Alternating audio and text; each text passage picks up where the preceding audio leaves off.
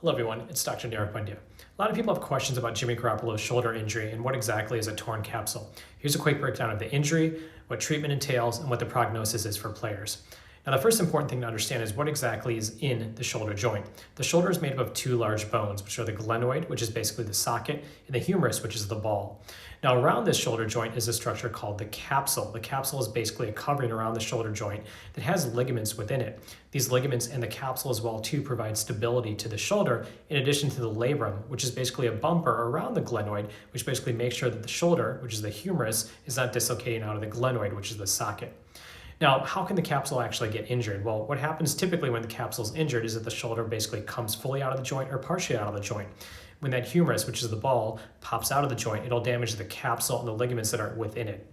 As a result, what ends up happening is the shoulder can be unstable, it can be painful, it can have decreased strength because the ball and socket aren't intimately intertwined and in the right position. Now, if an athlete decides to undergo surgery for this type of injury, basically what it entails is an arthroscopic procedure where the capsule, the ligaments, and potentially the cartilage, which is the labrum, is damaged as well too, are basically sewn back together. This involves a period of mobilization, and a lot of times athletes can't begin throwing until 4 months after surgery, which is what was reported by Ian Rappaport.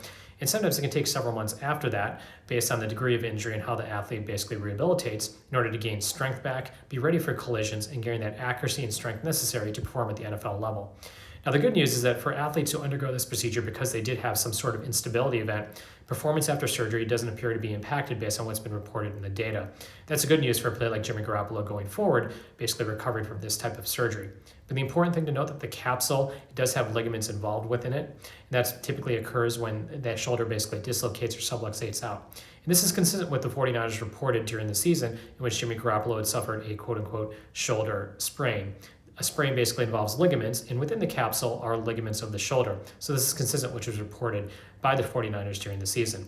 The good news is that this can be fixed surgically, and there are generally good outcomes in terms of players returning back to sport, but the rehab can sometimes be difficult. It can take several months to get back to playing football at the NFL level. Thank you.